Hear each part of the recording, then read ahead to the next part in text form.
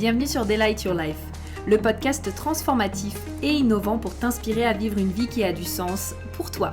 Je suis Prudence, ton hôte, et au programme nous allons explorer différents sujets et thématiques pour te permettre d'éveiller ta conscience, manifester tes plus grands désirs et créer une vie alignée dans laquelle tu t'épanouis pleinement. Je préfère te prévenir, ce podcast et mon énergie risquent d'être contagieux.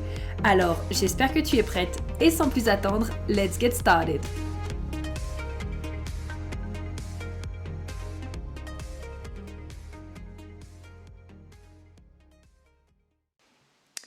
Hey, avant de commencer ce podcast, j'ai une petite question pour toi.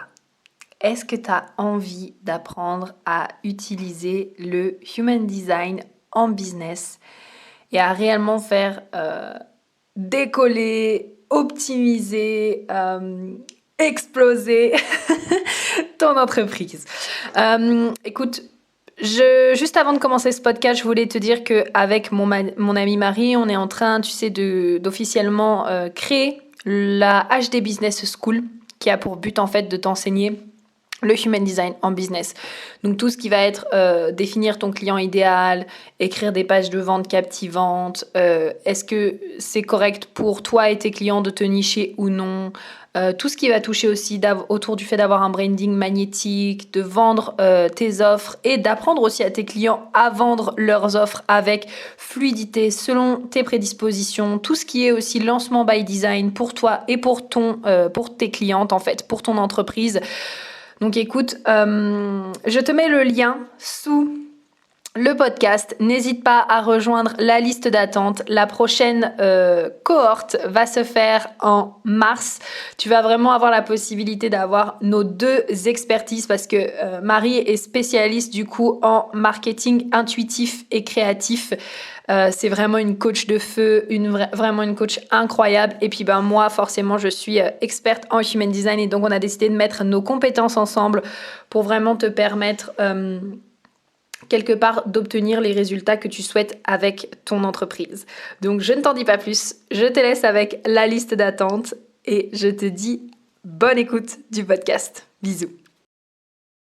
Hello, j'espère que vous allez bien. Bienvenue sur le podcast. Je suis trop contente de vous retrouver, de te retrouver. Bon, comme d'habitude, on va partir sur un tu-vous, toi-même tu sais. Je pense que tu as l'habitude maintenant. Donc je suis trop contente de vous retrouver pour ce podcast qui, je pose l'intention, soit transformateur pour toi. Tout simplement parce que y a eu un échange que j'ai fait du coup avec vous toutes en story concernant le client idéal. Et ça venait vraiment finalement de mes clientes de Business by Design, donc mon analyse spéciale Human Design en business. J'avais remarqué qu'il y avait vraiment finalement cette thématique qui ressortait assez régulièrement, cette notion de j'ai un peu de mal à définir mon client idéal, j'aimerais savoir comment définir mon client idéal et comment l'attirer, etc. Et du coup, je vous ai posé cette question en stories, j'ai échangé avec vous et je me suis rendu compte qu'en effet, il y avait pas mal de petites problématiques, soit pour définir son client idéal, soit en fait, j'ai eu aussi beaucoup de réponses, tu sais, un peu en mode ok, mais pourquoi avoir un client idéal? Parce que moi, je veux aider tout le monde et je peux aider tout le monde. Donc, on va reparler de tout ça. Reste bien accroché parce que sincèrement, je pense que ce podcast va être plus long que la moyenne. J'ai vraiment beaucoup de choses à te dire sur le sujet. Je te jure, j'ai pris des notes. Je suis assise sur ma chaise, ce qui n'arrive jamais quand j'enregistre un podcast. Je suis toujours debout. J'ai souvent pas forcément de notes, j'ai mes points clés on va dire, mais là j'ai vraiment pris pas mal de notes pour qu'on puisse justement aller plus loin dans la thématique. J'ai aussi pris du coup les réponses que j'ai reçues en commentaire directement sur Instagram pour qu'on puisse venir observer un petit peu les réponses ensemble et pouvoir pousser un petit peu la thématique. Donc j'espère que tu es prête. On va du coup parler aujourd'hui de finalement, quelque part, pourquoi définir son client idéal? En gros, à quoi ça sert? Ensuite, on regardera justement un peu les croyances, les différents messages. On parlera aussi justement de comment définir son client idéal grâce aux flèches. Donc, on en reparlera après aux variables, une en particulier. Et puis, je vous partagerai en fait tout simplement mon expérience parce que je pense que partager son expérience pour moi, c'est la chose la plus concrète. Et en bonne ligne 3, forcément, n'est-ce pas? On s'entend là-dessus. Pour moi, c'est hyper important de vous partager mon expérience et de pouvoir vous partager qu'est-ce que j'ai appris sur le chemin. Parce que finalement, ce que beaucoup de personnes ont partagé dans la boîte à questions et que je vous partagerai après, c'est vraiment quelque chose que je me disais aussi avant. Et je me dis que ça peut vraiment vous aider. Et aussi en vous donnant un peu l'exemple de la manière avec laquelle moi je définis mon client idéal, je me dis que ça peut aussi beaucoup vous aider parce que je pense que parfois on se fait aussi une très grande histoire de comment on devrait justement définir notre client idéal. Et moi, je le vois vraiment d'une manière simple et donc on va en reparler juste après. Donc j'espère que tu es prête, j'espère que tu es bien accrochée. N'hésite pas à prendre ta petite boisson, n'hésite pas à t'installer confortablement ou alors à aller faire une marche comme tu le sens. C'est vraiment toi qui te mets à l'aise et sans plus attendre, c'est parti. Donc tout d'abord, pourquoi définir son client idéal? C'est vrai que ça peut paraître simple comme question, mais en fait, on définit son client idéal tout simplement pour savoir à qui est-ce que l'on s'adresse. Parce que finalement, alors j'ai mon amie Laura qui elle est spécialisée vraiment dans le marketing, la vente, etc. qui m'a dit une phrase qui est très juste en fait, qui est parler à tout le monde, c'est parler à personne. Parce que finalement, quand on parle à tout le monde, c'est tout juste assez pour que certaines personnes puissent se reconnaître. Et en même temps, c'est pas assez pour se sentir vraiment et pleinement reconnu. Je vais te donner un exemple concret. Imagine par exemple, je sais pas, ta thématique actuelle, c'est la vente de fleurs. Je me rends compte que j'utilise tout le temps l'exemple genre du jardin, des fleurs et de la natation. Je sais pas pourquoi, pourtant j'ai pas de jardin à la maison, j'ai jamais fait de natation en haut niveau, mais en tout cas, c'est toujours un exemple que j'utilise. Pour moi, c'est un petit peu, tu vois, comme si tu disais aux gens « Wouh, super, je vends des fleurs pour votre jardin et c'est cool et vous pouvez venir en acheter parce que voilà, j'ai plein de fleurs différentes. » Et en soi, oui, forcément, quand tu vas dans un botanique, t'as envie de trouver plein de fleurs différentes et donc c'est cool parce que ça va aussi parler à plein de monde. Mais d'un autre côté, si tu dis, par exemple, je vais m'adresser spécialement aux personnes qui veulent absolument avoir un joli balcon, un balcon hyper fleuri, un balcon vraiment magnifique et donc je vends des fleurs de balcon pour te permettre d'avoir le plus beau balcon de ton voisinage. Là déjà, tu vois, on est sur deux catégories différentes. On est sur le « coucou, j'ai des fleurs pour tout le monde, c'est bien, venez chez moi ». Et de l'autre côté, on a aussi une personne qui a peut-être des fleurs sur tout, mais qui va pas du tout le tourner de la même manière et qui va être là vraiment en mode moi j'ai envie de vraiment te permettre d'avoir un joli balcon et donc j'ai une tonne de fleurs différentes pour te permettre d'avoir le plus joli balcon de ton voisinage si c'est ton envie. Et là, du coup, on se sent beaucoup plus reconnu. Enfin, je ne sais pas pour toi, ok, je ne veux pas parler à ta place, mais personnellement, si par exemple mon envie c'est d'avoir vraiment un joli balcon, je me sens beaucoup plus reconnue parce que j'ai l'impression que la personne, elle s'est vraiment intéressée à quelle est potentiellement ma problématique, pourquoi est-ce que j'ai envie d'acheter des fleurs, qu'est-ce que je veux en faire, à quoi ça va me servir. Et du coup, j'ai beaucoup plus envie de me diriger vers cette personne-là parce que j'ai la sensation d'être vraiment reconnue, écoutée et qu'elle a entendu ce que j'avais envie de faire avec les fleurs. Tandis que d'un autre côté, voilà, pour moi, c'est beaucoup plus vague. C'est vraiment, j'ai des fleurs, tu peux en faire ce que tu veux et c'est cool. D'accord, ok, mais est-ce que tu as cerné quelle était vraiment ma problématique ? Est-ce que tu as réussi vraiment à te mettre à ma place ? Est-ce que tu vends des fleurs parce que tu as envie de vendre des fleurs ? Ou alors est-ce que vraiment, encore une fois, tu as été à l'écoute de ma problématique, de la thématique vraiment sur laquelle j'ai envie de travailler ? Et du coup, tu me proposes vraiment une solution qui est en accord avec ce que je cherche. Tu vois, pour moi, il y a vraiment une notion de reconnaissance. Donc pour moi, ça, c'est vraiment la première chose. Et puis, tu sais, j'avais pas mal d'exemples en tête que j'ai envie de te citer parce que je me dis que ça va être vraiment hyper parlant pour toi. Je vais t'inviter à prendre ta marque de chocolat préférée ou ta marque de nourriture favorite. Ok ? Pourquoi est-ce que tu choisis cette marque plutôt qu'une autre ? Par exemple, moi je sais que mon chocolat préféré, alors il y a le chocolat noir 80%, ça c'est sûr et certain, mais après le Lindt, oh là là, les boules de Lindt là, chocolat au lait et chocolat blanc, mais ça c'est vraiment mes chocolats genre favoris, ok? Et donc, si tu me demandes pourquoi, ben, je vais te dire tout simplement, je trouve que le Lindt a un goût qu'aucun autre chocolat a, en fait. Donc pour moi, à mes yeux, ça le rend vraiment unique. J'aime aussi beaucoup le packaging, pour le coup, que je trouve plutôt différenciateur, parce que ben, les Lindt, en général, le packaging est rouge. Je trouve qu'ils ont des emballages qui sont vraiment fun. Ouais, et je trouve surtout que le goût, je ne le retrouve en fait nulle part ailleurs. Et donc c'est pour ça en fait tout simplement que c'est ma marque de chocolat favorite. Alors je ne l'achète pas, on s'entend tout le temps parce que sinon je pense que je pense que sinon voilà, je serais méconnaissable et que je finirais par manger tous les Lindt en une soirée. Mais j'adore en prendre de temps en temps. Le reste du temps, je suis au chocolat noir 80% parce que voilà, j'adore le chocolat et j'adore le chocolat noir maintenant. Avant, je n'aimais pas, mais maintenant j'aime. Et là, c'est pareil. Par exemple, pourquoi choisir du chocolat noir plutôt que du chocolat au lait? Parce que on peut continuer là-dedans longtemps, ok, mais je pense que tu comprends l'idée.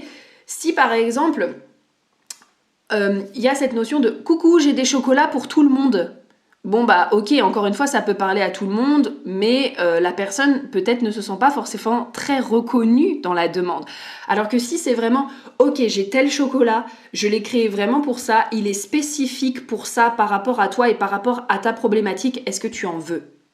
Et là on a vraiment la sensation que le chocolat répond à une problématique et que du coup on se sent entendu, reconnu et complètement vu dans ce que l'on a envie de résoudre en fait. Et je tiens à te dire au passage aussi, donc pourquoi le faire? Souvent, c'est vrai que c'est l'une des croyances, on y revient souvent, c'est j'ai pas envie en fait de me spécialiser.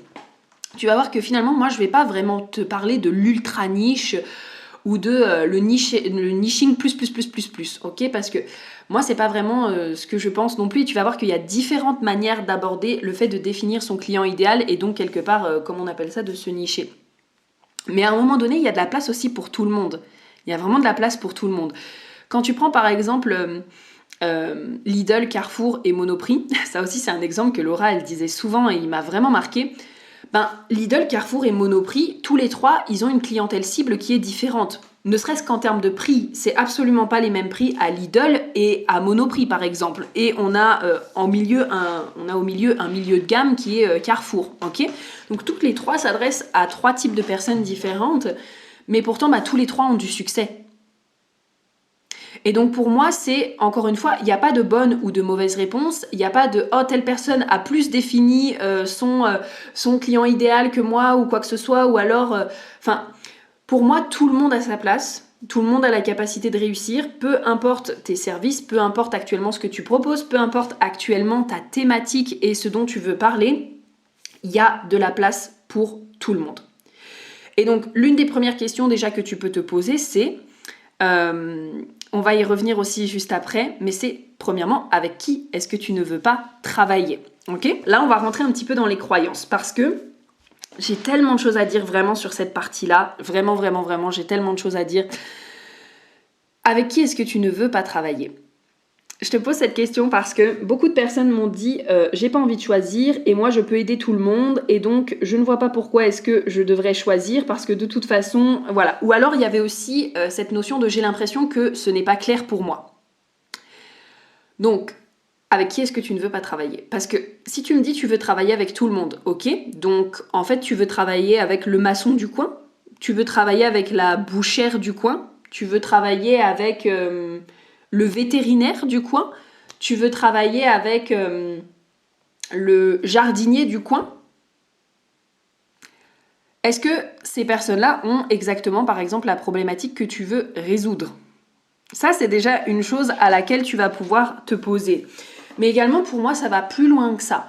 Ça va aussi dans ta capacité à pouvoir accompagner les personnes. Là, je vais te partager mon exemple concret pour que tu puisses intégrer ce que je vais te dire. C'est pareil, souvent on veut aider tout le monde. Parce que derrière, finalement, se cache une peur de Oui, mais si je n'aide pas tout le monde, en fait, je n'aurai pas de clients. Ce qui est faux, n'est-ce pas? Parce que si on prend Apple, Apple ne fait pas des ordinateurs pour tout le monde. Apple fait des ordinateurs haut de gamme. Je ne sais plus exactement quelle est la statement qu'ils disent, mais ils créent des ordinateurs haut de gamme pour les personnes qui veulent vraiment travailler d'une manière qualitative. Je ne sais plus exactement quelle est la statement, mais en tout cas, Apple ne s'adresse pas à tout le monde. McDonald's ne s'adresse pas à tout le monde. McDonald's, à la base, s'adresse aux familles. Donc, il y a plein de personnes qui vont manger à McDo, mais la cible phare de McDonald's, c'est les familles. C'est pas pour rien que quand on va à McDo, la plupart du temps, il y a des aires de jeu. Ce qui n'empêche pas d'autres personnes de venir consommer McDo ou quoi que ce soit. Là, je vous cite des grandes marques, hein, ok, on s'entend là-dessus parce qu'en général, tout le monde connaît les grandes marques et donc ça permet de se rendre compte. D'accord ? Mais donc, ça n'empêche pas qu'il y a des couples qui peuvent y aller, il y a des personnes en solo qui peuvent y aller, mais à la base, ils ont quand même un marché cible qui est les familles. Ok ? Et donc, ils répondent à ce besoin-là. Où est-ce que je m'en allais avec ça ? Je m'en allais avec le fait de te partager du coup mon expérience qui est... Donc souvent, on a envie d'aider tout le monde, comme je te le disais, moi c'était mon cas avant. Sauf qu'en fait, je me suis vite rendu compte que premièrement, je n'avais pas envie d'aider tout le monde. C'était pas vrai. Et en plus de ça, je n'ai pas la capacité d'aider tout le monde sur leurs problématiques. Le plus bel exemple que j'ai actuellement, c'est, en ce moment, je suis en train de travailler sur mes propres traumas. Oui, je peux transmettre des choses sur le sujet, mais je n'ai pas la capacité d'accompagner les personnes sur leurs traumas. Tout simplement parce que c'est pas simplement en lisant 3 livres et en me posant quelques questions à moi-même et en travaillant un tout petit peu sur mes traumas que j'ai la capacité d'accompagner une personne qui a peut-être 30 ans de trauma derrière elle et qui a vraiment envie de le résoudre. Parce que derrière, il faut prendre en compte le fait que on est en train d'accompagner une personne sur sa psychologie, sur qui elle est, sur potentiellement son identité, sur des problématiques que peut-être elle a depuis des années et des années et des années et des années. Et par exemple, tout ce qui touche au trauma, ce n'est pas quelque chose sur lequel je me sens d'accompagner les gens. Même si je lis sur le sujet, même si, encore une fois, je suis déjà en train d'incarner les concepts, puisque en général, enfin non, c'est même pas en général, c'est 100% du temps. Franchement, je sais pas pourquoi j'essaye de dire 98% du temps. Genre, c'est peut-être pour être pas la meuf parfaite qui passe tout le temps à l'action, on s'entend là-dessus, mais moi, je suis quelqu'un, quand je lis quelque chose, je passe à l'action derrière. Donc, les concepts que je suis en train de lire sur les traumas, je suis déjà en train de les utiliser et je suis déjà en train de les incarner et de résoudre mes propres traumas. Mais je ne me sens pas de transmettre forcément là-dessus ou d'accompagner une personne là-dessus parce que ça demande vraiment... d'être formée sur le sujet et de savoir ce que je fais parce que derrière, il y a une personne en face. Et je ne peux pas me permettre de faire n'importe quoi avec la personne juste parce que je suis un peu là en mode « Ouh, je peux l'aider sur ses traumas parce que moi-même, je suis en train d'apprendre sur les traumas. » Oui, là, on touche quand même quelque chose pour moi de très profond. C'est un petit peu comme, par exemple... Alors, là, pour moi, c'est... Ouais, quand même. C'est à voir. C'est vraiment à voir. Mais c'est pareil pour moi avec le yoga, par exemple. Le yoga, j'en fais depuis super longtemps. Et je fais aussi beaucoup de yin yoga. Donc, franchement, j'aurais pas de souci à tenir une séance de yoga pour mes amis. Mais par contre, je ne me verrais pas enseigner le yoga parce que c'est pareil. Là, on est en train de jouer avec le corps des gens, en fait. Derrière, il y a des personnes qui peut-être ont des maux de genoux, il y a des personnes peut-être qui ont des maux au niveau de la nuque, il y a des personnes qui peut-être ont des maux au niveau du bas du dos, il y a des personnes qui peut-être ne peuvent pas faire certaines postures. Et en fait, je peux pas m'amuser à juste donner des cours de yoga comme ça, alors que, en fait, je ne me sens pas apte personnellement à le faire. Parce que derrière, encore une fois, il y a une personne qui est en face de moi. Tu comprends ce que je veux dire ? Donc... c'est pour ça que là, je t'invitais vraiment à réfléchir sur cette notion aussi de qui est-ce que tu te sens capable d'accompagner, sincèrement et vraiment. Qui est-ce que tu te sens capable d'accompagner avec tes compétences ? Et ça ne veut pas dire que demain, tu décideras pas de te former et d'apprendre de nouvelles compétences pour pouvoir accompagner des personnes peut-être plus en profondeur ou plus sur la dynamique que tu as envie. Mais c'est hyper important, en fait, selon moi, pour avoir cette intégrité, en fait, de venir se poser et de se dire j'ai quand même la vie de gens en face de moi, il y a quand même des personnes qui vont me faire confiance, qui vont me payer, qui vont être là justement pour travailler avec moi. Est-ce que vraiment j'ai la possibilité de répondre à leurs problématiques? Un autre exemple aussi que j'ai pour toi, vraiment là je te balance des exemples encore une fois parce que je sais que les exemples ça va parler et je te partage aussi un peu le cheminement. Tu sais, en tant que au potentiel, multipotentiel, tête complètement ouverte, ajna non défini, j'ai une capacité d'apprentissage qui est vraiment énorme. C'est-à-dire que tu me montres un concept, le lendemain, limite, je peux te l'enseigner. Tu vois, c'est-à-dire que je pourrais demain apprendre la couture. Je pourrais, au bout d'une semaine, te faire un cours sur la couture, en fait. Tout simplement. Donc, je peux vraiment apprendre énormément de choses, n'importe quoi pratiquement, et le transformer en cours. Et donc avant j'avais tendance, tu vois, à me dire que je voulais apporter justement des solutions pour tout le monde parce que moi comme j'apprenais énormément et que j'apprenais partout, je me disais je peux aider les gens sur toutes les thématiques. Et avec le temps je me suis rendu compte qu'il y avait des thématiques sur lesquelles en fait oui je pouvais le faire, mais ça veut pas dire que je dois le faire en fait. Je peux le faire, mais ça veut pas dire que je dois le faire ou même que j'en ai envie. Par exemple, il y a eu des moments, notamment au début, où je me retrouvais à accompagner un peu les gens, genre sur un peu le marketing, la création d'offres. J'ai toujours eu plusieurs offres, et là, c'était, il me semble, une offre sur à la fois le mindset, et je sais plus exactement ce que j'accompagnais les personnes à faire dedans, mais je me souviens qu'on commençait à parler de technique marketing, on commençait à parler de où est-ce que tu en es dans la création d'offres, enfin bref. En tout cas, j'étais vraiment sur une thématique qui était la vente. Et en fait, au bout d'un moment, je me suis dit, oui, ok, je peux aider sur la thématique, mais en fait, j'en ai pas envie. Moi, je sais que ce que je préfère faire, c'est tout ce qui touche autour du mindset et donc de l'embodiment, comme on dit en anglais, c'est-à-dire du fait d'incarner les concepts. Et donc pour moi, ça passe énormément par la reprogrammation du subconscient, par le fait de savoir se poser les bonnes questions. Parce que, par exemple, moi je le vois vraiment comme ça, apprendre à créer une offre avant même de savoir pourquoi est-ce que tu veux créer une offre, quelles sont les offres les plus alignées pour toi, est-ce que l'offre que tu vas créer, elle va répondre à la vie que tu souhaites avoir et la vie que tu souhaites matérialiser. Pour moi, en fait, ça n'a pas de sens. Donc moi, j'aime travailler vraiment à la base et à tout ce qui est mindset et transmettre aux personnes justement cette notion d'avoir le bon mindset pour ensuite, quand justement elles vont se former sur d'autres thématiques comme ça, elles savent avec qui elles se forment et pourquoi est-ce qu'elles choisissent cette formation en particulier. Et donc en fait je me suis vraiment rendu compte que non, ça me faisait pas kiffer d'enseigner forcément sur je t'aide de A à Z à créer ton offre. Non, ça me fait pas kiffer. C'est pour ça que pour la HD Business School, par exemple, je me suis, Marie et moi, on s'est associés dans la création de cette offre, tout simplement parce que moi, je vais adorer transmettre la partie HD, et que si je l'avais fait seule, je m'adresserais uniquement à des personnes qui ont déjà un business qui est plutôt évolué et qui est plutôt avancé, parce que je ne m'arrêterai pas sur comment est-ce que tu crées une offre, comment est-ce que tu te marketes, comment est-ce que tu communiques, comment créer ton message, parce que je serais partie du principe que je m'adressais à des personnes qui finalement aurait déjà appris ça en fait, tout simplement. Et là le fait de le faire avec Marie qui elle est spécialisée dans le fait d'apprendre à communiquer ton message avec clarté, d'apprendre à définir ta vision, d'apprendre à créer ton offre de A à Z, en fait ça va vraiment venir toutes les deux, on met vraiment ensemble nos deux zones de génie pour vraiment créer un programme qui soit mastodonte, qui soit vraiment énorme quoi, et qui vous permettent par la suite derrière de vraiment vendre vos offres avec fluidité, améliorer ce qui est déjà en place aussi, prendre confiance, etc. etc.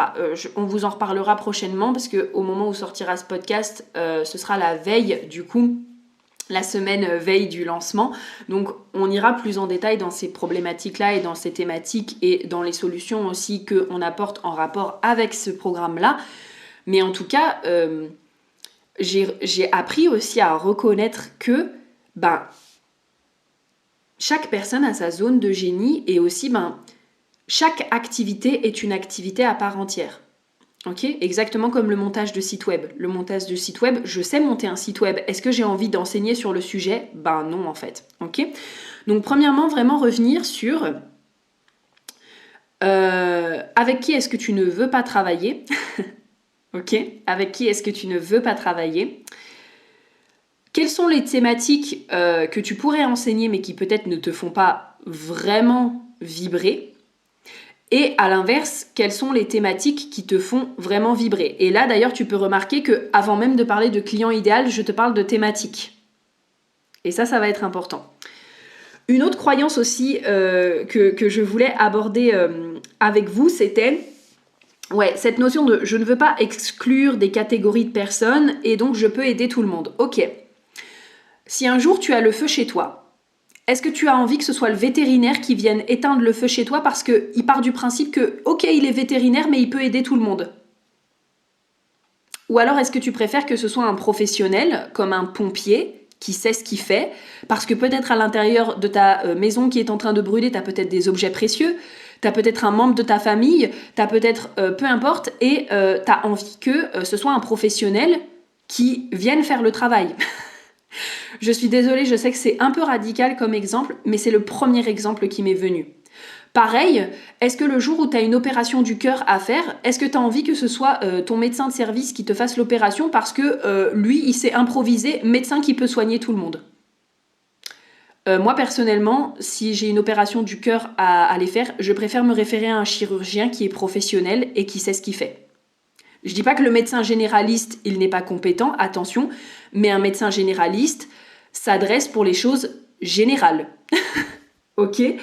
Je ne vais pas aller voir un médecin généraliste pour me faire opérer du cœur, qui là, pour le coup, sa thématique, c'est chirurgien du cœur, en fait. Et sa spécificité ou sa spécialité, c'est la chirurgie du cœur, ou la chirurgie en général, peu importe. Mais en tout cas, j'irai voir un chirurgien. Ça, pour moi, c'est aussi hyper important de te poser la question. Encore une fois, c'est pas parce que tu peux aider tout le monde que ça veut dire que tu dois aider tout le monde. Et donc, pour moi, la chose est hyper importante de te poser et de te dire avec qui est-ce que ça me fait vraiment vibrer de travailler. Et donc, c'est pour ça que je te posais la question aussi, potentiellement avec qui est-ce que tu n'as pas envie de travailler, parce que souvent, on arrive beaucoup plus à dire avec qui est-ce qu'on n'a pas envie de travailler qu'avec qui est-ce qu'on a vraiment envie de travailler. Moi, c'est comme ça que j'ai défini et que je te repartagerai après justement comment est-ce que j'ai défini ma cliente idéale. C'est que je suis partie des rendez-vous qui finalement me faisaient pas vraiment vibrer et que je me suis dit, ok, pourquoi est-ce que concrètement ces rendez-vous-là me font pas vibrer et pourquoi est-ce que j'ai d'autres rendez-vous que vraiment, en fait, je kiffe faire. Et donc, ça m'a permis de définir que, ok, là, il y a des personnes avec lesquelles je ne me sens pas vraiment de travailler parce que ça ne correspond pas vraiment à ce que je recherche. Et finalement, je sens aussi que quand je transmets quelque chose... alors attends, parce que j'ai le mot en anglais qui me vient. J'ai la phrase, si tu veux, my medicine. Je sais que ma médecine, donc en fait ce que je transmets finalement n'est peut-être pas la meilleure chose pour cette personne-là. Et donc du coup, forcément les résultats derrière sont pas forcément non plus les top résultats. Par contre, il y a des personnes avec qui ma médecine et ce que je transmets, ça fonctionne grave de fou. Et c'est au top du top parce que ce sont les bonnes personnes à qui je m'adresse. Et donc pour moi, quand on veut aussi justement développer son entreprise et donc grandir et faire évoluer son entreprise, encore une fois, ça demande aussi de savoir de base à qui est-ce qu'on s'adresse. Parce que oui, on a la capacité potentiellement d'aider tout le monde.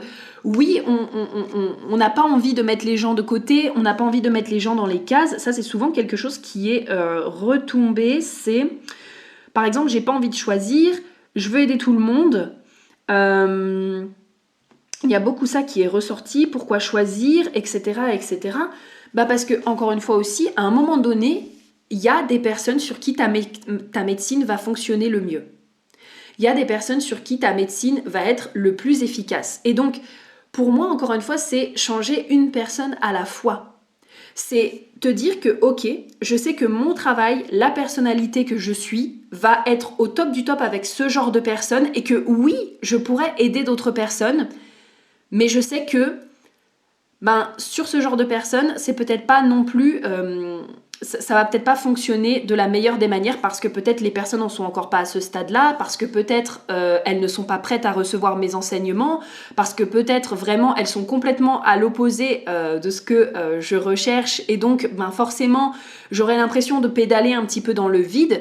Et donc ça aussi c'est des choses à prendre en compte. Sur qui est-ce que tu as la sensation que ta médecine va fonctionner au mieux? Pourquoi est-ce que je dis ta médecine? Parce que comme je suis en train de lire le livre de Rebloom de Rachel Maddox justement sur les traumas, elle pose cette question sur qui est-ce que ma médecine, elle appelle ça comme ça, donc on peut dire sur qui est-ce que ma zone de génie, sur qui est-ce que mes talents auraient le plus d'impact en fait. Et encore une fois, oui, ça demande de choisir, mais à un moment donné, il ne faut pas oublier que l'impact se démultiplie. Il y a ce qui s'appelle le compound effect, l'effet démultiplié. Et donc, oui, à un moment donné, peut-être que tu as l'impression que tu vas mettre certaines personnes, entre guillemets, de côté. Mais dans ce cas, moi, je t'inviterais à venir voir à l'intérieur de toi qu'est-ce que ça vient soulever. Est-ce que tu as peur de mettre des personnes, entre guillemets, de côté et dans des cases parce qu'à un moment donné, toi, tu as été mise de côté ou alors tu as été mise dans une case, ça t'a pas forcément plu et en fait, tu es en train de faire une projection sur ce que peuvent ressentir les personnes. Et donc là, on n'est plus vraiment dans une question de je n'arrive pas à définir mon client idéal ou alors je veux pas mettre des gens dans les cases ou quoi que ce soit. On est plus sur une émotion qui va être important pour toi de vivre pour pouvoir après briller, pour pouvoir après rayonner de par ta magie et de par ce que tu as à transmettre. Parce que tant que tu t'auto-bloques toi-même par cette émotion que peut-être tu essayes d'éviter de vivre, qui est « moi je me suis sentie rejetée et du coup je veux rejeter personne », et ben en fait le problème aussi c'est que you prevent yourself from succeeding. Tu vois, genre tu t'empêches toi-même de réussir. Ok, donc ça va être aussi important de faire la différence entre tes propres peurs, ton vécu, les émotions qui peut-être ont besoin d'être vécues et le fait justement de te poser la question et de te dire vraiment avec qui est-ce que j'adore travailler, avec qui est-ce que j'aime moins travailler, qu'est-ce qui me fait vraiment kiffer de transmettre, d'enseigner, de coacher, qu'est-ce qui me fait moins kiffer et sur qui est-ce que ma médecine, ma zone de génie, mes talents fonctionne le mieux. Ça c'est pareil, moi j'ai un petit peu revu, on en parlera après, mais moi je me suis rendu compte que ma médecine personnelle, elle fonctionnait le mieux sur les coachs, c'est-à-dire le fait de transmettre le human design et donc intégrer le human design à vos services, à tes services pour accompagner encore mieux tes clientes. Moi je me suis rendu compte que la manière dont je le transmettais, c'était pour les personnes qui sont soit déjà coach, c'est-à-dire qui ont déjà les outils, soit thérapeutes, donc encore une fois les personnes qui ont déjà les outils, soit les entrepreneurs mais qui ont déjà les outils aussi. Par exemple, je sais que même si j'ai envie de rajouter un module dans Redesign spécial accompagnement, spécial outils de coaching, etc., je sais que pour Redesign, je ne m'adresse pas à des personnes qui partent de zéro et qui n'ont aucune notion de coaching.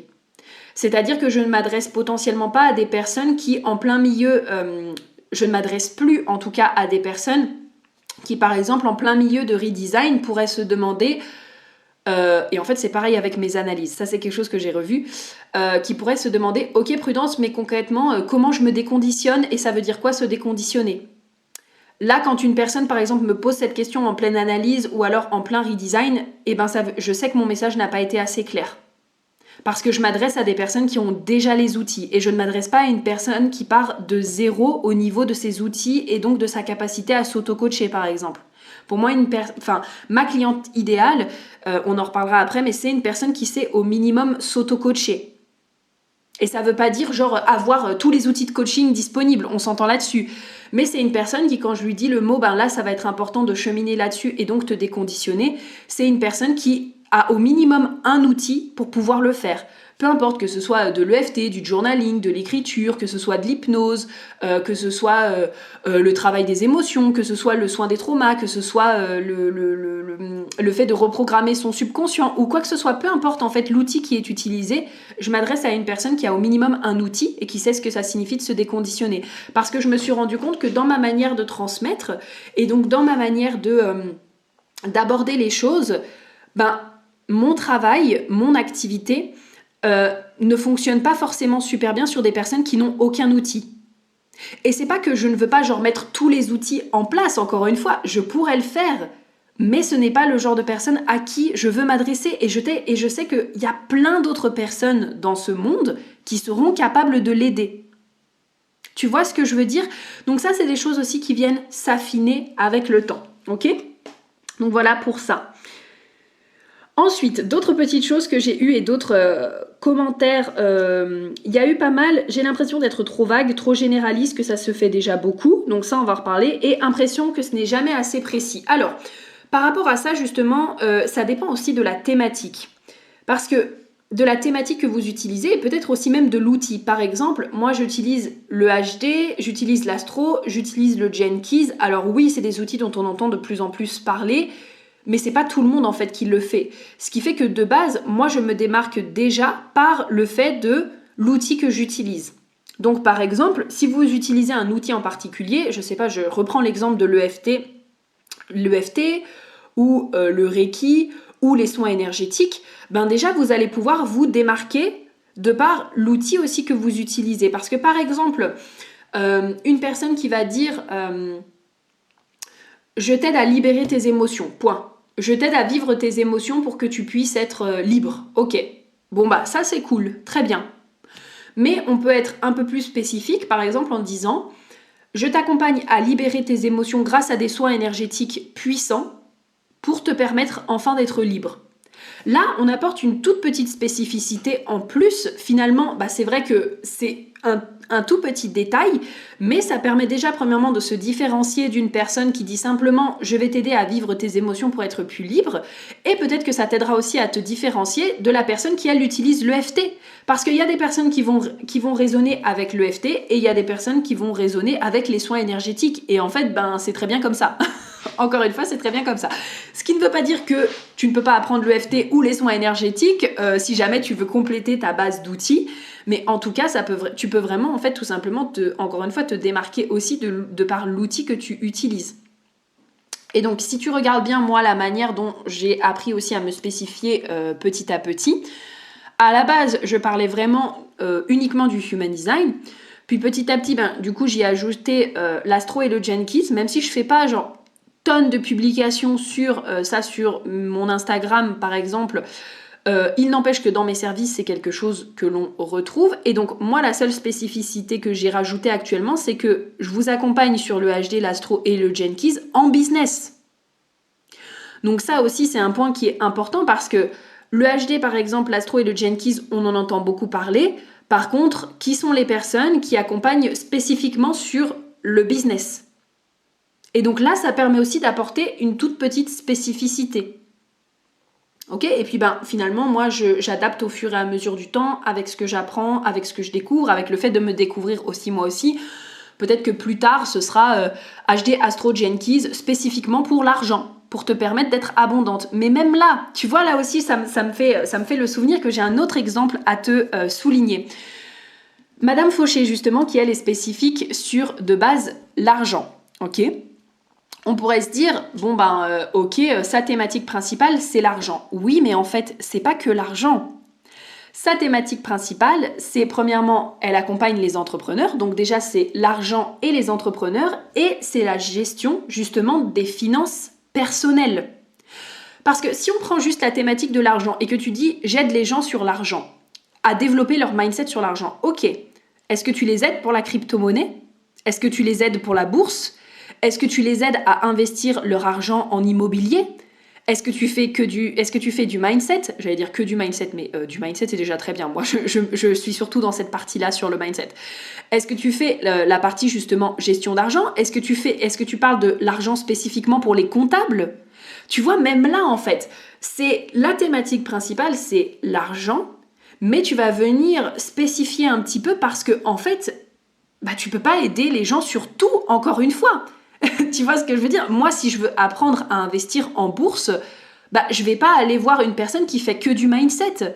Pas parce que la personne, elle est pas assez, pas parce que la personne, elle ne peut pas m'aider, mais parce que entre l'argent mindset et l'argent bourse, il y a quand même un fossé, en fait. Même si tu as besoin d'avoir un bon mindset pour faire de la bourse, on s'entend là-dessus, parce qu'à un moment donné, je pense quand même qu'avoir un bon mindset, être capable d'investir son argent, être capable de se dire, ok, j'ai développé sa confiance dans le fait que, ok, peut-être cet argent va me revenir ou peut-être pas, ça demande justement de développer cette attitude et ce mindset, on s'entend là-dessus, mais ça reste quand même deux choses complètement différentes. Idem, si je veux investir en immobilier, je vais pas aller voir une personne qui dit « Moi, je t'aide dans tes finances personnelles à investir dans la bourse. » Tu vois ? Ou alors, il faudrait vraiment que ce soit une personne qui soit spécifique en mode « Je t'aide, je sais pas, genre j'accompagne les entrepreneurs à investir en bourse et en immobilier. » Dans ce cas, peut-être que j'irai voir la personne. Parce que là, je suis en train de penser à Théophile Hélier.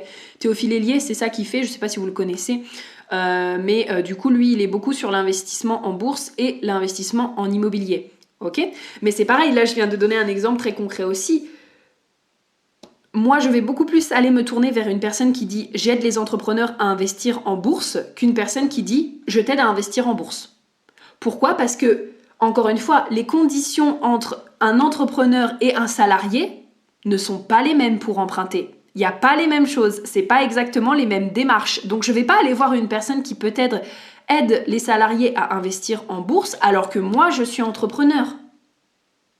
Tu vois ce que je veux dire ? Donc encore une fois, c'est pas non plus vraiment une question d'être ultra spécifique, mais c'est une question encore une fois de à qui est-ce que tu t'adresses ? À qui est-ce que tu t'adresses pour que la personne, elle se sente autant vue, autant reconnue, autant entendue dans sa problématique, ses besoins et qui elle est, que toi tu as envie de l'être en fait. Parce que tu peux penser à ça aussi. Comment ça te fait sentir quand tu arrives sur un compte où tu as l'impression que vraiment la personne elle s'adresse à toi, où tu as l'impression que la personne, tellement elle a bien compris sa clientèle cible, ou en tout cas les personnes à qui elle s'adresse, t'as l'impression que cette personne elle est dans ta tête, t'as l'impression que cette personne elle comprend exactement ce que tu vis et tu ressens. Bah là tu te sens pleinement vu, tu te sens pleinement reconnu et tu te sens pleinement entendu. Et donc en fait pour moi c'est même ça derrière. C'est pas tant ok juste je veux me nicher parce qu'on me dit de me nicher en business. Encore une fois l'intention derrière c'est je veux être capable d'accompagner ce genre de personnes là sur cette thématique là. Ok ? Donc voilà, pour moi ça c'est hyper important. Donc par rapport à cette notion d'être trop vague, trop généraliste ou que c'est jamais assez précis, je pense que la précision s'arrête à partir du moment où on décide qu'elle s'arrête. Parce que en effet, oui, on pourrait toujours faire plus, mais là on commence à parler de l'ultra niching. Et donc oui, peut-être que ça peut être cool à un moment donné de s'ultra nicher, mais il n'y a pas besoin de le faire pour tout le monde. D'accord ? Là, j'ai le compte de Laura, Laura si tu passes par là, hein, vraiment, donc de Madame Fauché. J'ai beaucoup d'amis qui s'appellent Laura. Hein. Donc voilà, mais de Madame Fauché, du coup, je vais dire, elle, sa phrase, c'est « J'aide les entrepreneurs à se créer une vie financière sans concession ». Oui, on pourrait être plus précis que ça, il n'y a pas de problème, ça pourrait être « J'aide les entrepreneurs en ligne à se créer une vie financière sans concession », ça rajouterait quelque chose, mais est-ce qu'on en a vraiment besoin ? Encore une fois, la précision s'arrête à partir du moment où on le décide.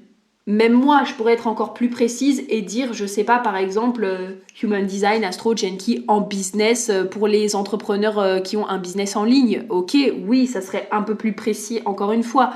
Mais encore une fois, la précision s'arrête à partir du moment où on le décide. Donc voilà. Ensuite, j'avais eu un commentaire intéressant qui était « J'ai une palette de services et j'ai l'impression que je n'en ai pas qu'un. » Mais en fait, c'est très bien. Tu peux avoir du coup une clientèle cible pour chaque offre. Moi, c'est 95% du temps ce que je fais. Je suis MG. Hein. Je suis MG, donc en fait, je crée quand même pas mal de services. Et donc, oui, j'ai encore une fois une thématique générale. Je m'adresse à un certain public, mais en général, par la suite, je crée des niches pour mes offres. C'est-à-dire que, par exemple, c'est pas forcément les mêmes personnes qui vont rejoindre Redesign et qui vont rejoindre la HDBS. Parce qu'on est quand même sur deux thématiques différentes. On est d'un côté sur Redesign, c'est vraiment pour moi les personnes qui ont envie d'intégrer le Human Design à leur service, c'est-à-dire d'apprendre à lire des chartes, apprendre à accompagner justement leurs clients grâce au Human Design, donc c'est-à-dire apprendre à accompagner leurs clients dans les thématiques du quotidien, les thématiques générales, en fonction de qui elles sont, en fonction de leurs dons, de leurs talents, de leur fonctionnement naturel, les accompagner justement à faire ça dans leur quotidien.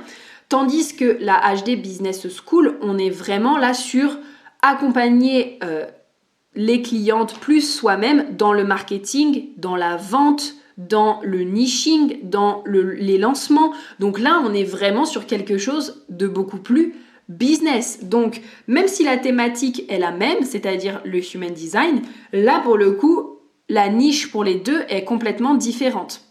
Pareil, on peut prendre Projector Empowered que j'ai sorti récemment.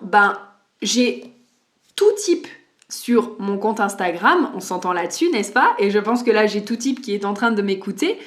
Mais il n'empêche que pour Projector Empowered, je me suis adressée spécifiquement aux projectors. Donc en fait, j'ai créé une niche spécialement pour ce programme. Donc en fait, pour moi, c'est pas tant le fait d'avoir toute une palette de services. Parce que dans ce cas, tu peux créer des mini-niches pour chacune de tes services. Ça, on ira le voir beaucoup plus en détail justement dans la HDBS qu'on va faire avec Marie, parce qu'on aura toute une partie aussi justement sur le niching, sur le client idéal, sur vraiment le définir ensemble. On ira beaucoup plus en profondeur là-dessus. Et puis aussi, on sera là justement pour vous accompagner, Marie et moi, dans cette définition de votre client idéal et de votre niche, entre guillemets. Est-ce qu'il y a autre chose déjà par rapport aux commentaires que j'avais reçus?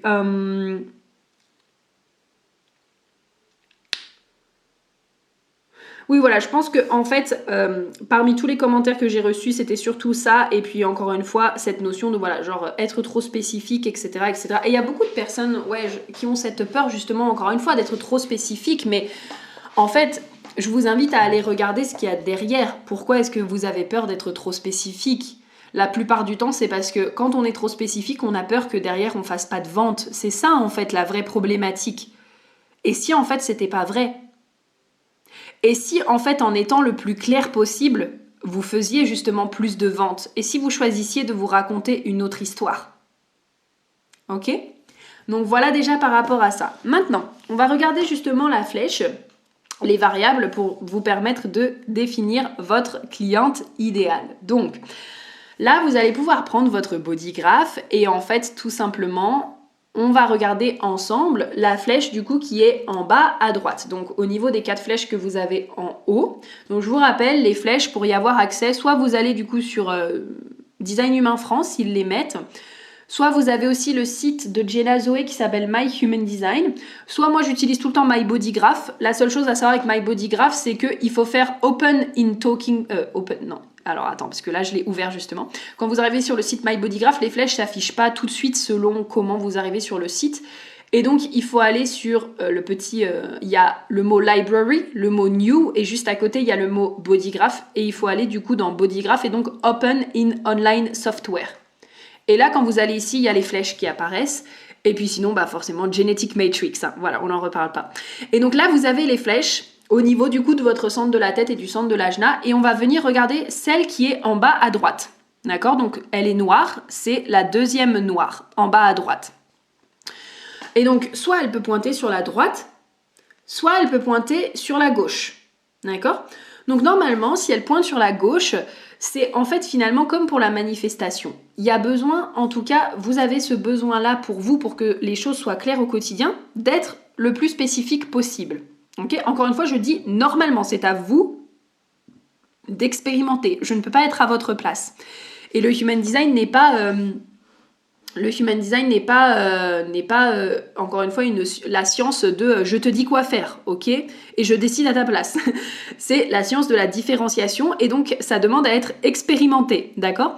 Donc normalement, si votre flèche pointe sur la gauche, c'est que il y a quand même ce besoin pour vous d'être spécifique. Et donc c'est là où en général, quand on définit le client idéal, ça marche pour... c'est là où en général, quand on définit le client idéal, on voit toutes les questions de base. Et donc, moi, ça me posait problème parce que ma flèche, elle est sur la droite. On en reparlera juste après. C'est pour ça que pour moi, découvrir ça, ça a été game changer. Mais quand je dis game changer, vraiment game changer.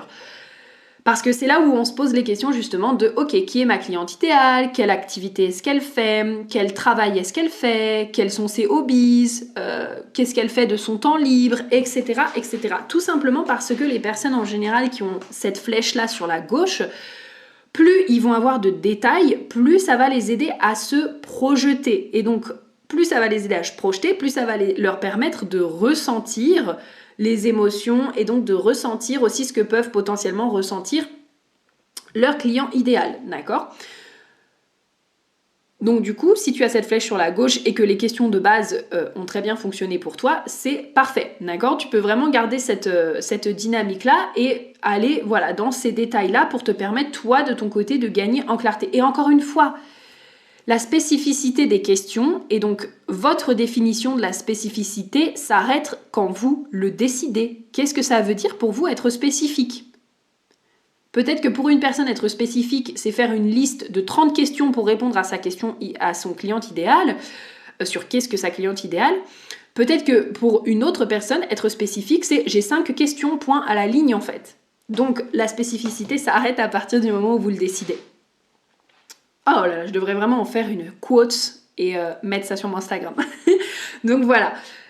Ensuite, donc ça c'est pour le marketing à la base dit, je sais pas si on peut dire le marketing traditionnel, mais en tout cas moi c'est ce qu'on m'a toujours enseigné dans le marketing, qui est il faut que tu définisses finalement ta clientèle idéale avec le plus de détails possible. Et pour moi j'ai toujours eu un gros problème avec ça, vraiment. Quand j'ai découvert que j'avais ma flèche sur la droite, là ça a été la révélation. Parce qu'en fait, quand on a la flèche sur la droite, pareil que pour la manifestation, on va beaucoup plus se connecter aux émotions qu'on a envie de ressentir. Et donc là, on est beaucoup plus sur des questions sur comment est-ce que tu as envie de te sentir quand tu accompagnes ta cliente ? Comment est-ce que tu te sens dans ton corps quand tu accompagnes ta cliente ? Comment est-ce que tu te sens quand peut-être tu prépares ton accompagnement avec ta cliente ? Comment est-ce que tu te sens quand tu échanges avec ta cliente ? Et là, on est beaucoup plus sur les sentiments, en fait, sur qu'est-ce que l'on ressent quand on est en train de faire l'action. Ah, vraiment, moi, ça a été game changer. Et donc, vous allez voir qu'après, quand je vais vous parler justement de ma cliente idéale, tout ce dont je vais vous parler, c'est des caractéristiques qui sont basées sur ce que je veux finalement ressentir, en fait. Sur ce que je veux ressentir quand je travaille justement avec ma cliente idéale, tout simplement. Donc voilà, si vous êtes plutôt flèche sur la gauche, donc ce sera plutôt spécifique. Si vous êtes plutôt flèche sur la droite, ce sera vraiment beaucoup plus connexion aux émotions et à ce que vous voulez ressentir. Encore une fois, vous pouvez aussi tester les deux et faire un mix des deux, d'accord ? Encore pas de bonne ou de mauvaise réponse. Expérimentez par vous-même et vous verrez ce qui est juste, d'accord ? Donc ça, c'est une chose. Je regarde juste un petit instant mes notes parce que je veux vérifier que avant justement de passer à ce dernier point, j'ai bien tout vu. Je pense que oui. Oui, ok, c'est bon. Donc, maintenant qu'on a vu ça ensemble, je vais te partager un petit peu mon expérience. Donc, ma cliente idéale, pour moi, qui est-elle ? Ça va être super simple. Bon, j'ai toute une liste, d'accord ? Mais tu vas voir que ça va faire simple pour toi, mais vraiment tu vas comprendre parce que je vais te donner aussi des contre-exemples pour que tu puisses comprendre comment est-ce que j'en suis venue à ce cheminement-là, d'accord ? Et encore une fois, tu vois, ça revient un peu à ce que je te disais au début, qui est peut-être qui sont les personnes ou qui sont les personnes tout simplement avec qui tu n'as pas envie de travailler et qui sont les personnes avec qui tu as envie de travailler. Donc, ma cliente idéale pour moi, c'est sûr, c'est une personne proactive, c'est une personne autonome et c'est une personne qui se responsabilise. Ça, pour moi, c'est sûr et certain. Je ne peux pas travailler avec des personnes qui attendent que tout leur tombe dans le creux de la main. Ça, pour moi, c'est impossible. Je ne peux pas travailler avec des personnes qui ont envie de rester dans leur mentalité de victime, par exemple.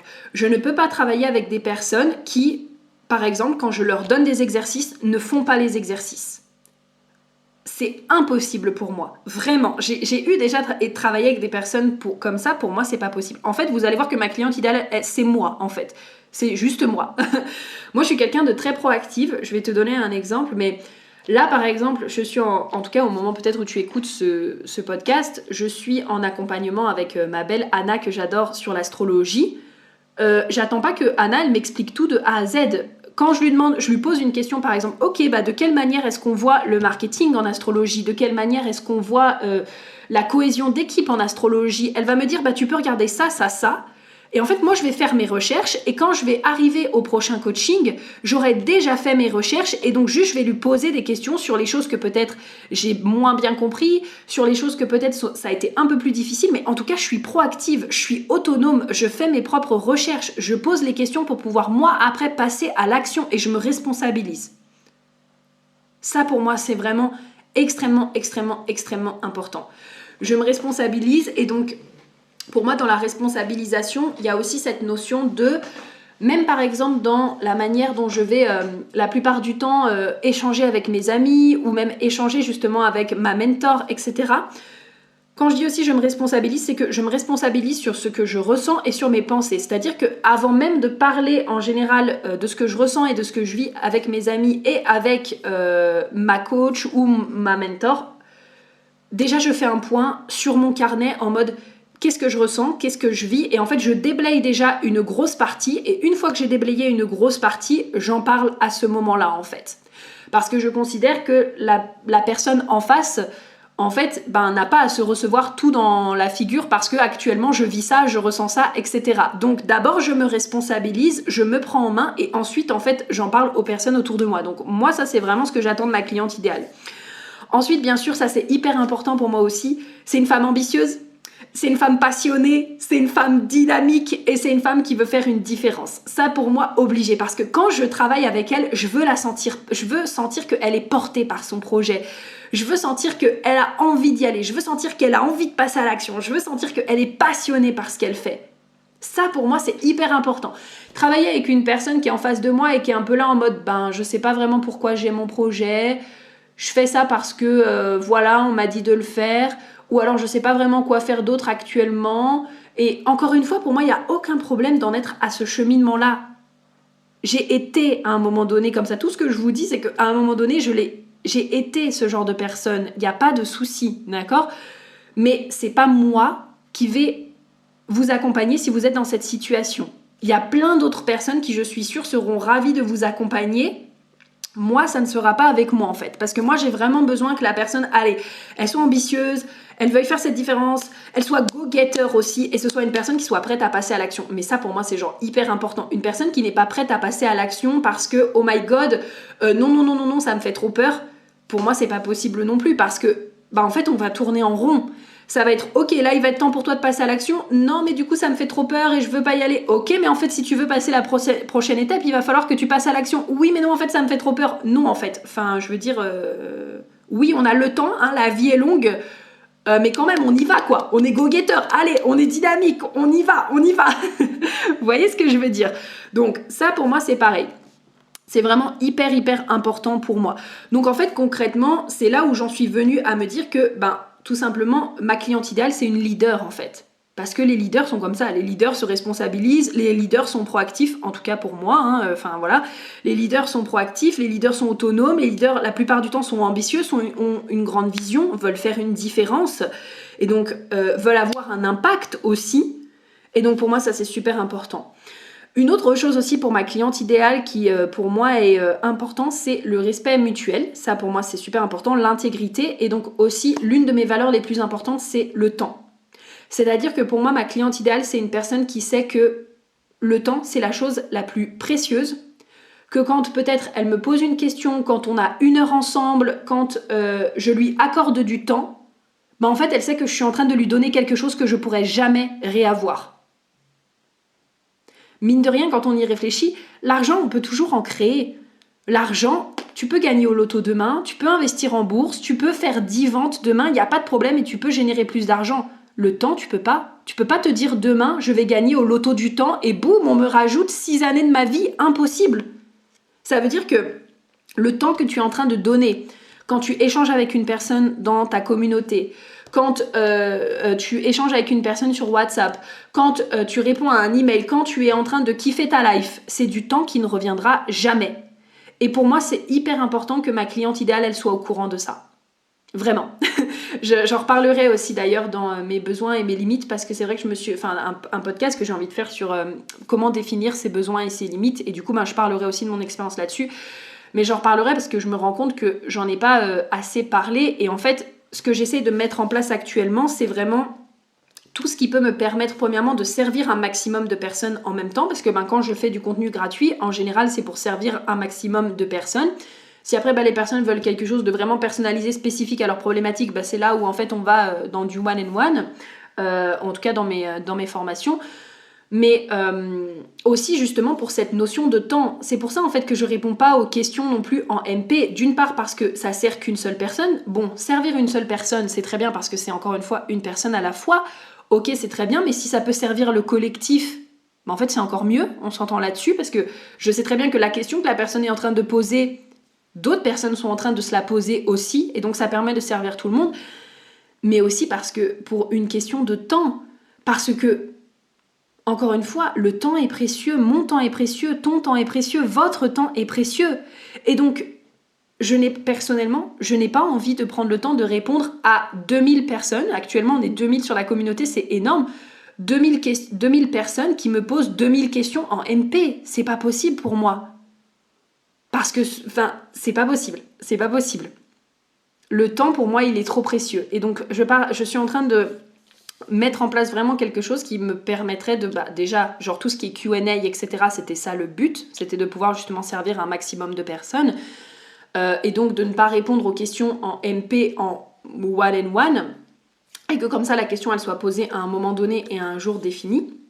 Mais je suis en train justement de revoir ça et de voir de quelle manière est-ce que ça peut être encore plus optimisé.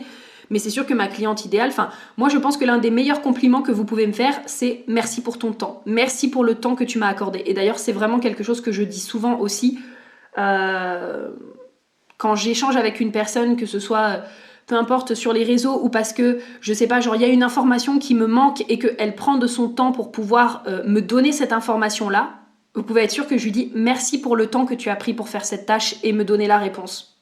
Parce que voilà, c'est quelque chose pour moi qui reviendra jamais. Donc ça, c'est très important.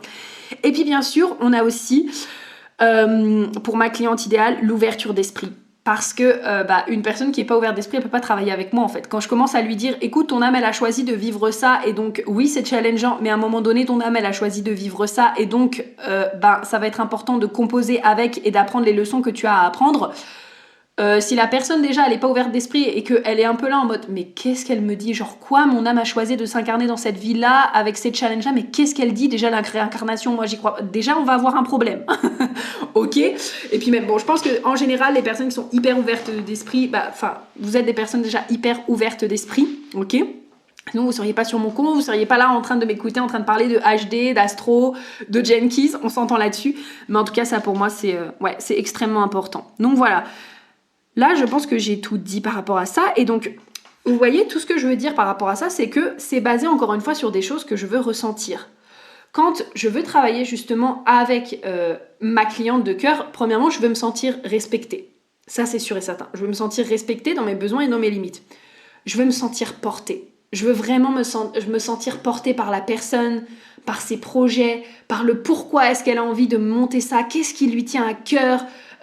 Vraiment, je veux me sentir portée. Je veux aussi sentir que, alors là c'est plutôt l'inverse, donc quel est le contraire de sauveuse, je ne sais pas, je n'ai pas la chose, mais je ne veux pas me sentir justement comme la sauveuse de la personne.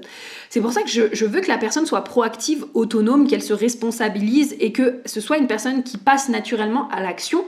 Parce que je ne veux pas être en train tout le temps de tirer la personne vers le haut en fait. Je n'ai pas que ça à faire. Désolée, mais encore une fois, mon temps et mon énergie sont précieux. J'ai pas que ça à faire de tout le temps tirer la personne vers le haut. C'est à elle en fait de se tirer vers le haut. Moi, je peux rien faire si la personne elle est pas prête à se tirer vers le haut. Donc je veux vraiment sentir que on est...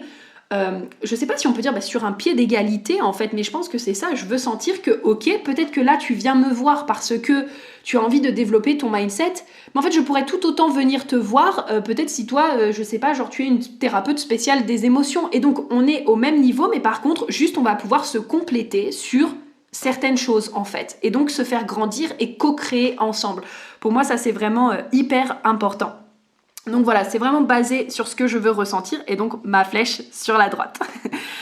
Donc voilà, j'espère vraiment que ce podcast t'aura accompagné et aidé vraiment à définir ta cliente idéale et donc t'inspirer aussi à le faire. Et donc pourquoi est-ce que c'est important de le faire vraiment pour toi, pour le développement de ta société. Et encore une fois, c'est pas non plus parce que tu vas partir sur une cible que ça veut dire que ta cible, elle ne peut plus changer. Ok, moi ma cible, elle a changé tout le long. Limite, elle change bientôt toutes les semaines, c'est ok. En fait, les personnes qui ont le G-Center non défini aussi auront peut-être plus tendance à changer de cible. Les personnes qui sont peut-être aussi un peu gémeaux comme moi, auront peut-être plus tendance aussi à changer de cible. Mais en fait, c'est juste, ok, je compose avec ça. Je m'accueille dans tout ce que je représente et peut-être que oui, une fois par mois, vu ce que je vais apprendre, vu ce que je vais tester, j'aurais peut-être envie de changer de cible. En fait, c'est ok. Il n'y a pas de problème. Genre, une décision n'est jamais définitive non plus. Un choix n'est jamais définitif. Vous pouvez revenir sur quelque chose que vous aviez décidé. Et si vous voulez revenir sur le type de personne que vous accompagnez parce que sur le chemin, vous avez appris, autorisez-vous à le faire. Peut-être que demain, j'enseignerai plus du tout le HD et je m'adresserai plus du tout aux personnes qui seront en business. Mais ça se trouve que demain, je sais pas, genre je vais aller faire de la plongée sous-marine. Je vais tellement kiffer ça que je vais ouvrir une école de plongée sous-marine. On ne sait pas en fait, on ne sait pas. Et je pense très sincèrement que l'être humain est là aussi pour évoluer et pour changer et pour grandir et pour aller avec la vie en fait. Et donc plus on va vivre d'expériences, plus on va grandir, plus on va gagner en sagesse, plus on va savoir ce qu'on veut, plus on va savoir ce qu'on ne veut pas. Donc c'est aussi s'autoriser à aller avec le flow de la vie. Donc voilà, vraiment une définition n'est jamais hyper définitive jusqu'à la fin de la vie. Vous avez la possibilité de changer. Et puis bien sûr, j'ai trop hâte parce que voilà, ça veut dire que quand vous allez écouter ce podcast, la semaine prochaine, du coup, on sera en lancement avec Marie pour la HD Business School. J'ai vraiment super hâte parce que là on va vraiment aborder tout ce qui touche le HD et le business justement pour vous apprendre à créer ce business que vous souhaitez presque sans effort. Encore une fois je mets presque parce que si tu as écouté mon dernier podcast et aussi les derniers posts que j'ai fait ces derniers temps, on le sait tous que parfois il y a quand même des efforts à fournir, donc presque sans effort. Et voilà, vendre vos offres avec fluidité, avec facilité, pouvoir vous sentir confiante, rayonnante, encore plus en fait, dans votre entreprise. Parce que là, pour le coup, on s'adresse potentiellement à des personnes qui ont déjà une offre. Donc si vous avez déjà une offre, mais vous avez envie d'apprendre à être encore plus aligné dans votre business, à être encore plus magnétique, à attirer vraiment avec simplicité justement votre cliente de cœur, votre cliente idéale. Enfin, franchement, ça va être super génial. J'ai super hâte. Pensez à rejoindre la liste d'attente parce que vraiment, ça va être cool. Et la semaine prochaine, du coup, on a une série de podcasts et de live avec Marie sur la thématique justement pour le lancement. Ça va être vraiment génial. Et voilà, donc je vous dis à très vite. Je vous embrasse très fort. On se retrouve prochainement et prenez soin de vous. Bisous, bisous.